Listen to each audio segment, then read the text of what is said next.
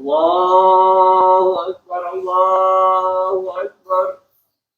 أشهد أن لا إله إلا الله وأشهد أن محمدا رسول الله.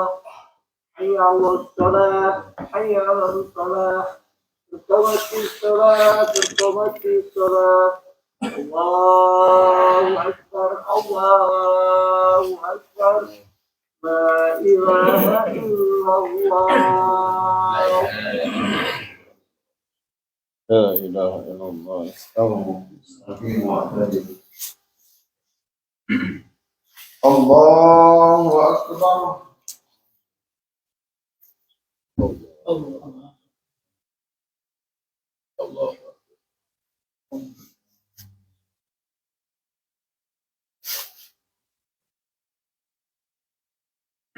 بسم الله الرحمن الرحيم. الحمد لله رب العالمين الرحمن الرحيم مالك يوم الدين. إياك نعبد وإياك نستعين. اهدنا الصراط المستقيم صراط الذين أنعمت عليهم غير المغضوب عليهم ولا الضالين. آمين.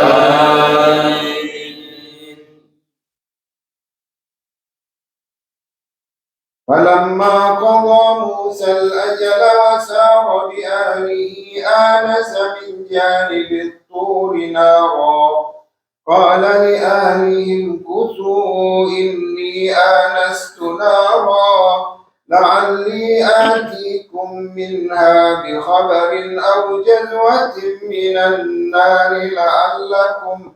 لعلكم تصطلون. فلما أتاها نودي من شاطئ الوادي الأيمن في البقعة المباركة من الشجرة أي يا موسى إني أنا الله رب العالمين وأن ألق عصاك. فلما رآها تهتز كأنها جان ولا مدبرا ولم يعقب. يا موسى أقبل ولا تخف إنك من الآمنين.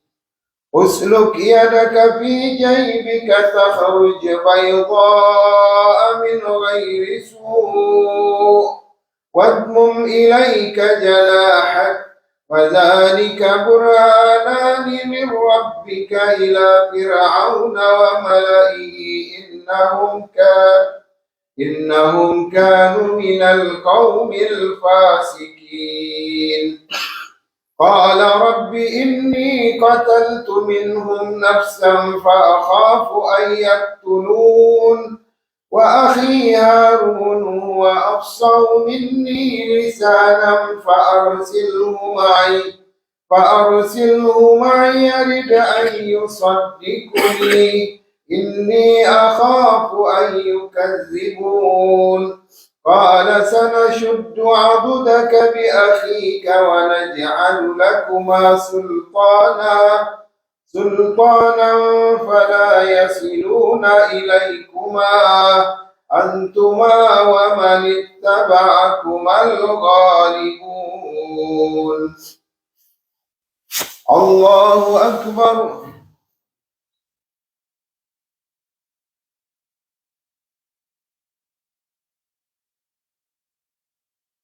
سمع الله لمن حمده.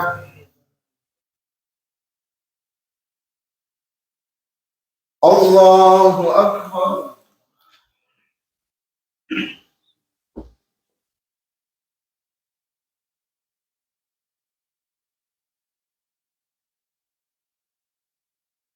الله أكبر.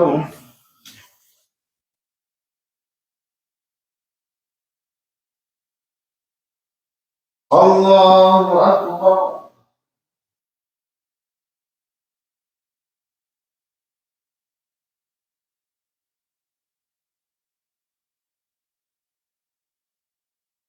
الله أكبر. بسم الله الرحمن الرحيم. الحمد لله رب العالمين الرحمن الرحيم مالك يوم الدين إياك نعبد وإياك نستعين اهدنا الصراط المستقيم صراط الذين أنعمت عليهم غير المغضوب عليهم ولا الضالين آمين. إنا أرسلنا نوحا إلى قومه أن أنذر قومك من قبل أن يأتيهم عذاب أليم قال يا قوم إني لكم نذير مبين أن اعبدوا الله واتقوه وأطيعون يغفر لكم من ذنوبكم ويؤخركم إلى أجل مسمى إن أجل الله إذا جاء لا يؤخر لو كنتم تعلمون قال رب إني دعوت قومي ليلا ونهارا ولم يزدهم دعائي إلا فرارا وإني كلما دعوتهم لتغفر لهم جعلوا أصابعهم في آذانهم واستغشوا ثيابهم وأصروا واستكبروا استكبارا ثم إني دعوتهم جهارا ثم إني أعلنت لهم وأسررت لهم إسرارا فقلت استغفروا ربكم إنه كان غفارا. الله أكبر.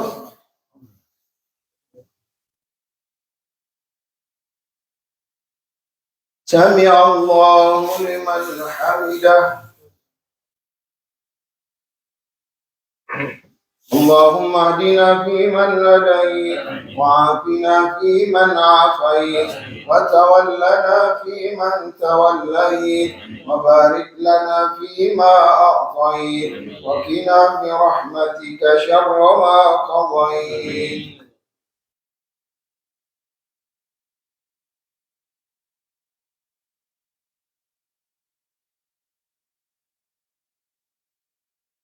اللهم انصر الإسلام والمسلمين وذلة الشرك والمشركين. اللهم انصر عبادك المجاهدين الموحدين والمستضعفين في غزة ومن مشارق فلسطين ومغاربها. اللهم انصرهم وثبت أقدامهم. اللهم شدد رميهم. اللهم انصر موتاهم شهداءهم أطفالهم نساؤهم وشيوخهم. اللهم عليك باليهود الغاصبين الصهاينة الكافرين. اللهم دمرهم بددا واقتلهم عددا ولا تغادر منهم أحدا. صلى الله على سيدنا محمد وعلى آله وصحبه أجمعين. الله أكبر.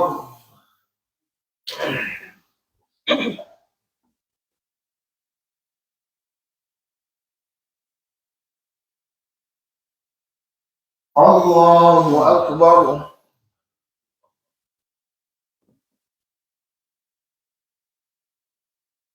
الله أكبر.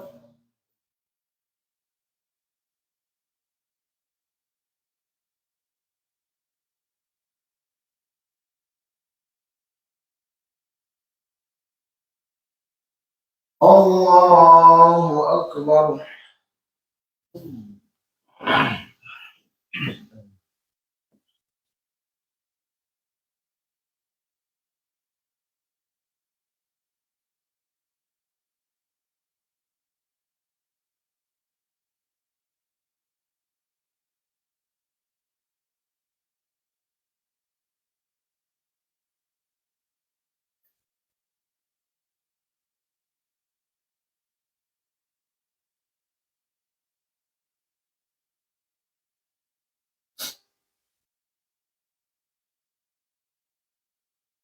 السلام عليكم ورحمة الله. السلام عليكم ورحمة الله وبركاته.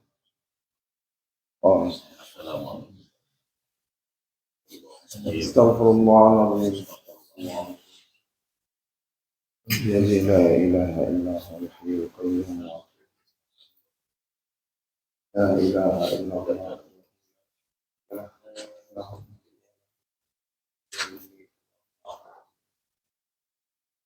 لا إله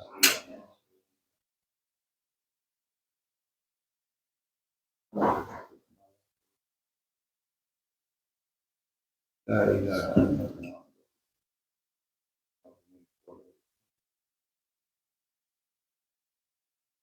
اللهم أنت السلام ومنك السلام وعليك عبد السلام جنة دار السلام. ربنا ارحمنا يا ذا الجلال والإكرام. اللهم أعنا على ذكرك الله لا إله إلا هو الحي القيوم لا تأخذه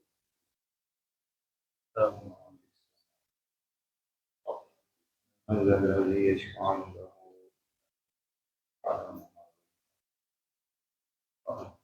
لا يحيطون بشيء من علمه.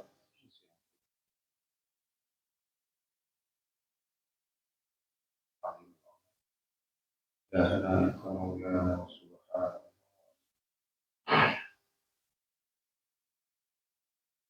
الله الله الله.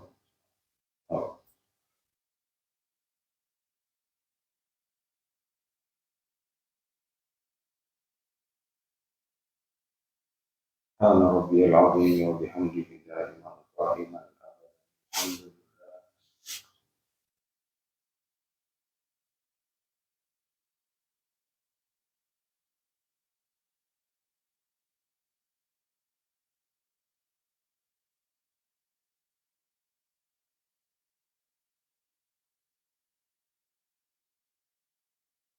الحمد لله رب العالمين على كل حال في كل حال ونعمة الله أكبر.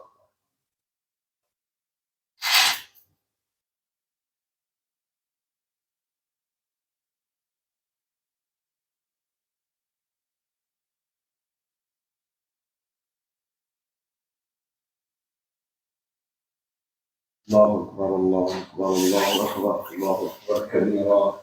الحمد لله كثيرا وسبحان الله بكرة وأصيلا. لا إله إلا الله وحده لا شريك له له الملك وله الحمد يحيي ويميت وهو على كل شيء ولا حول ولا قوة إلا بالله العلي العظيم. اللهم أجرنا من النار اللهم أجرنا من النار اللهم أجرنا من النار السبيل. بسم الله الرحمن الرحيم. السلام عليكم ورحمة الله وبركاته. وعليكم السلام. الحمد لله الذي وكفى والصلاة والسلام على النبي المصطفى وعلى آله وصحبه أهل الصدق والوفاء.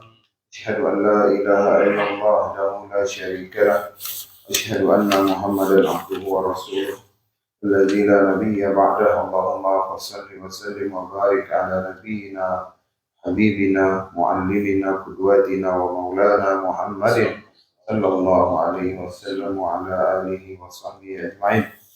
Jemaah salat subuh Masjid Al-Tahir rahimahumullah. Mudah-mudahan istiqomahan kita akan membuka simpul-simpul kesulitan di dalam hidup kita.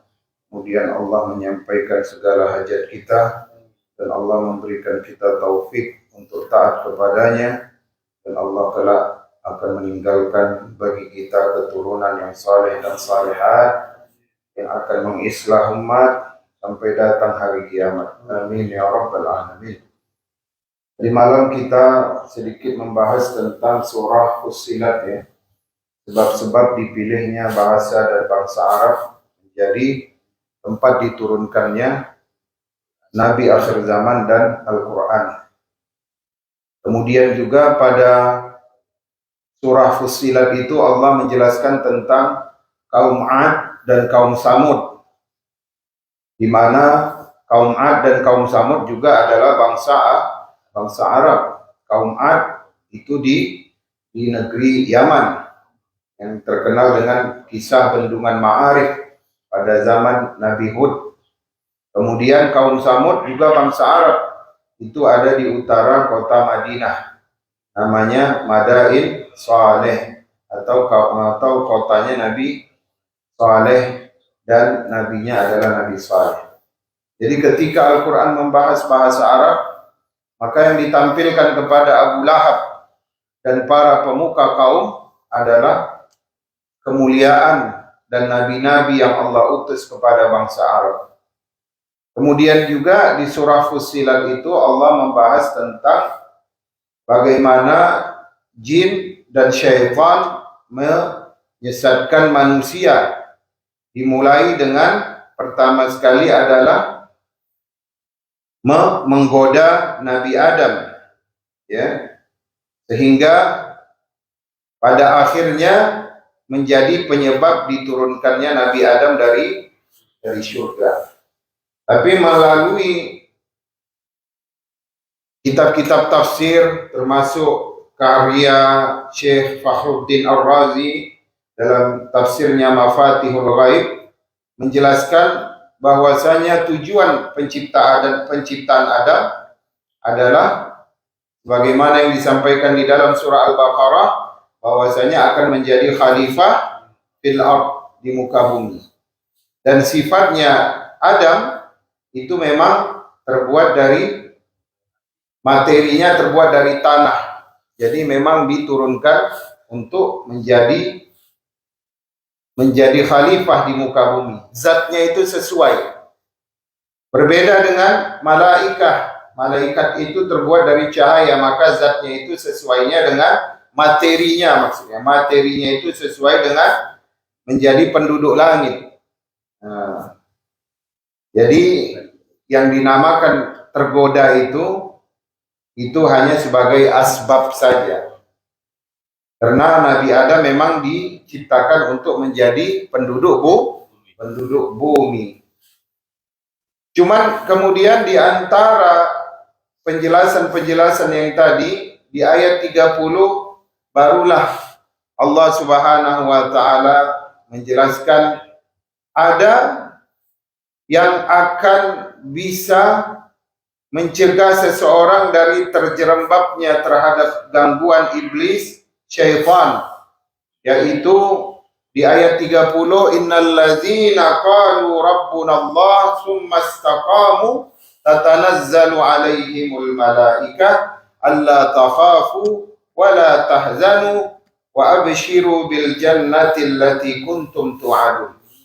Sesungguhnya orang-orang yang mereka berkata Tuhan kami adalah Allah, tsumma istaqamu, kemudian mereka istiqamah, tatanazzalu alaihimul malaikah, maka akan saling berturunan kepada mereka itu. Malaikat itu akan datang berbondong-bondong, ya, kepada mereka.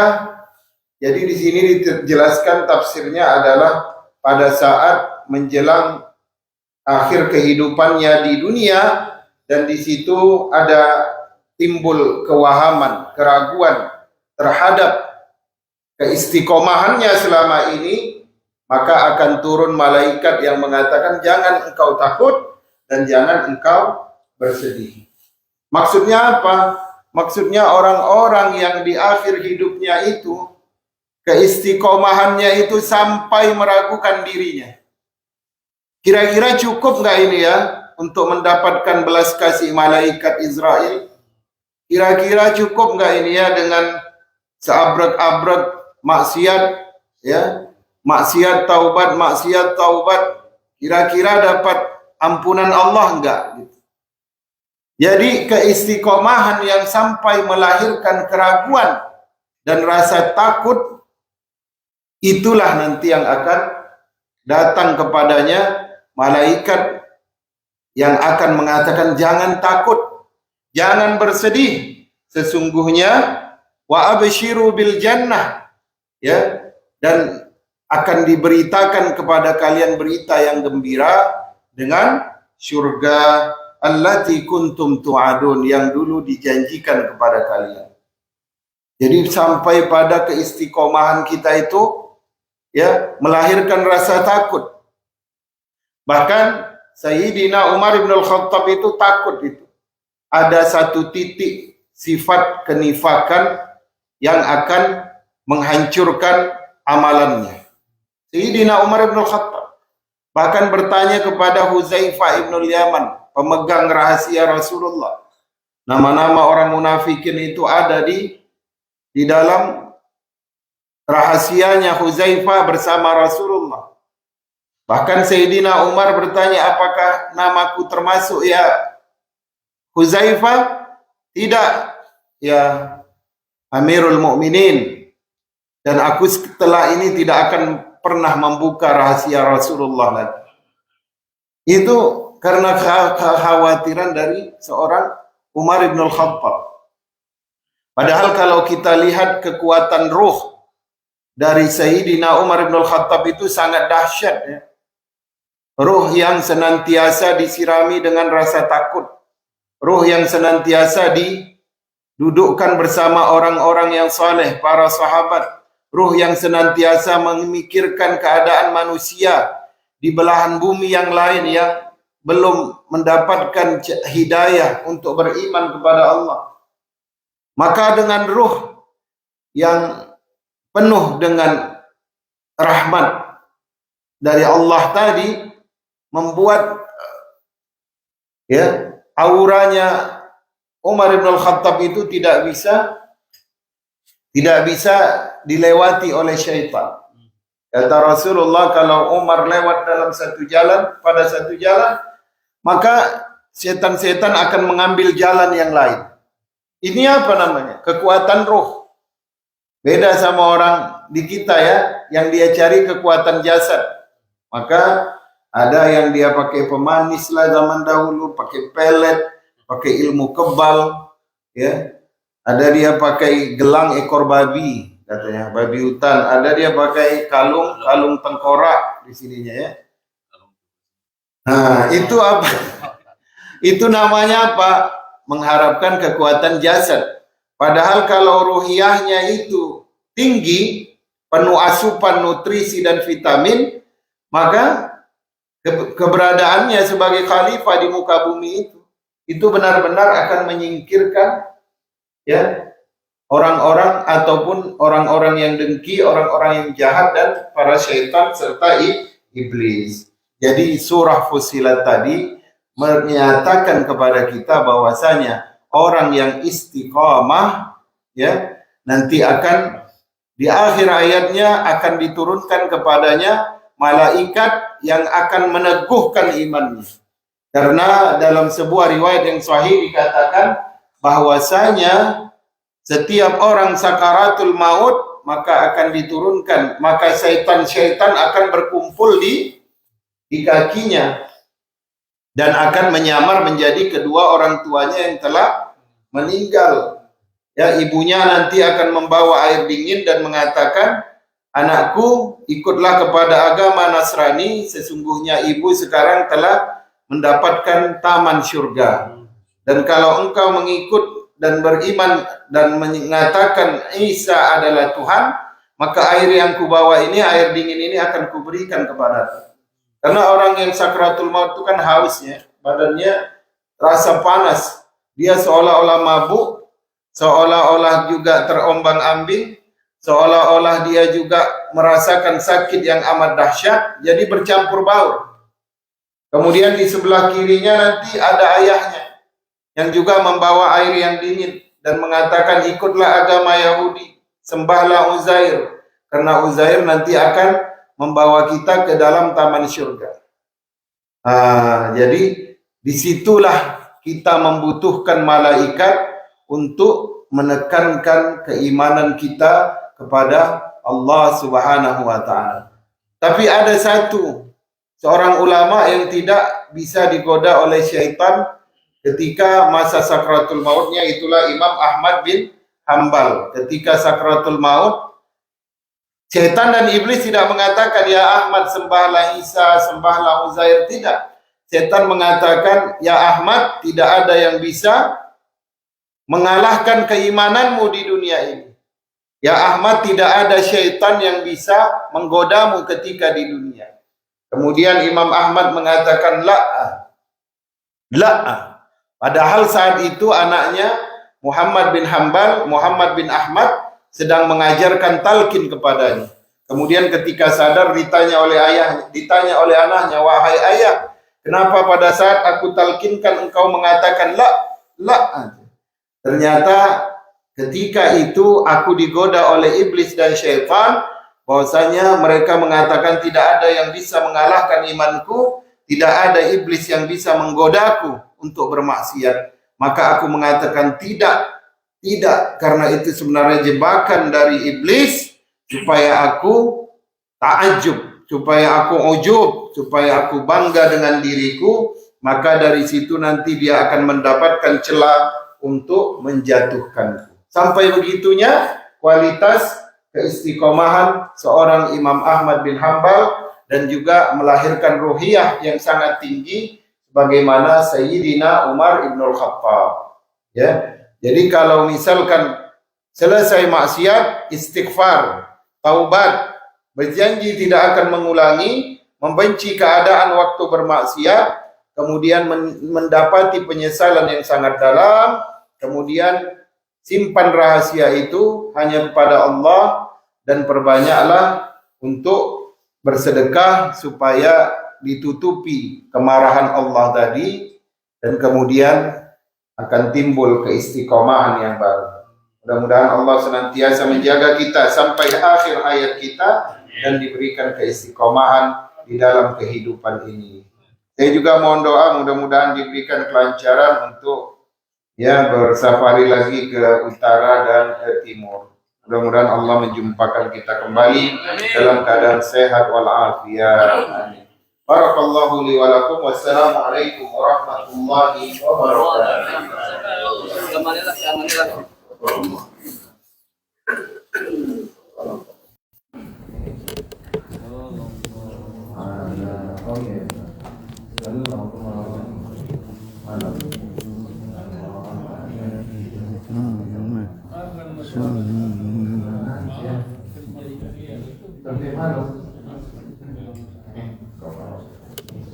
Sholat subuh Fajar prayer masih 5:45.